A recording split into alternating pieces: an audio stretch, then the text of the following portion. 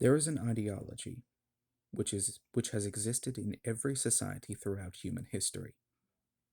It is older than fascism, socialism, conservatism, and liberalism.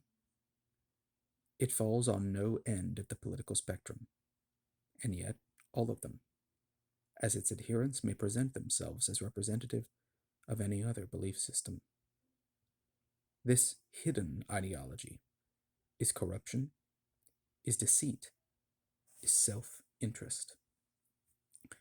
The tenets of corruption are quite simple. They believe that the best system of government is one where they have all the power. They believe that the best system of economics is one where they have the most money.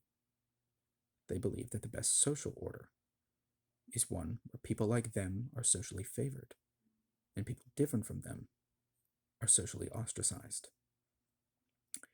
Corruption is a cancer on a societal scale, for just as a cancer cell is a cell which has forsaken its purpose in serving the body in favor of its own survival, a corrupt politician forsakes their duty to the people in favor of their own betterment.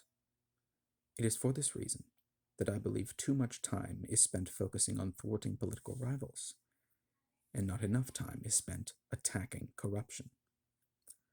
For even if someone is entirely opposed to you in every way, if they are not corrupt, if they share your ultimate goal in making the world better for everyone, they can be worked with.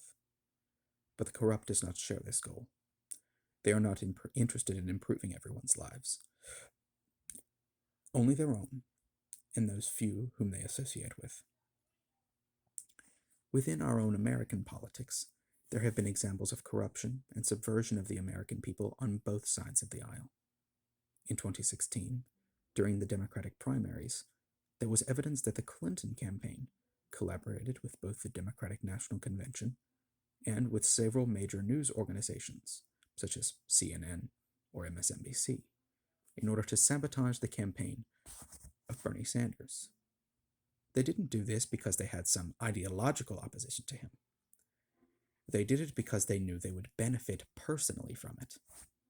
The DNC knew that the far left candidate would be bad for their large corporate donors, and major news networks knew that their corporate owners would stand to lose money from higher taxes.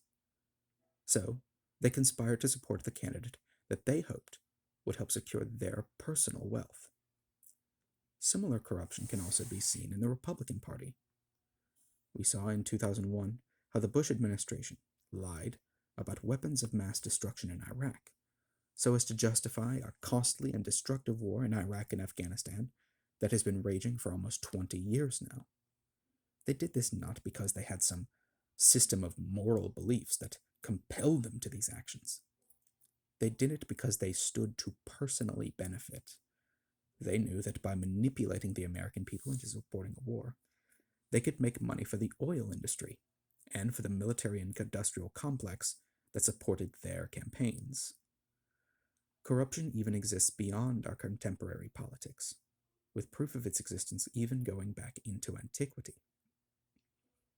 With, for example, the Roman Emperor Nero, whom many believe caused a large fire in Rome that killed hundreds and left many more homeless, so that he could make space for a gaudy new palace, all for himself. Even the Second World War, which is often associated with the extreme ideologies of those that took part, was actually, in my mind, a war between the corrupt. Stalin and Adolf Hitler are famous for massacring people who might have been ideologically pure, but who nevertheless posed a threat to their own personal power.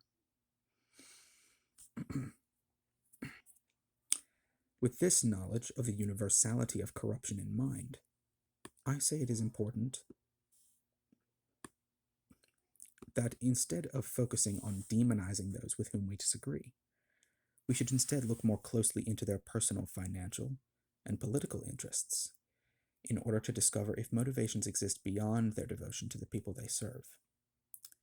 For ultimately, it is the duty of all of us to keep those whom ultimately are meant to work for us working for us. Thank you.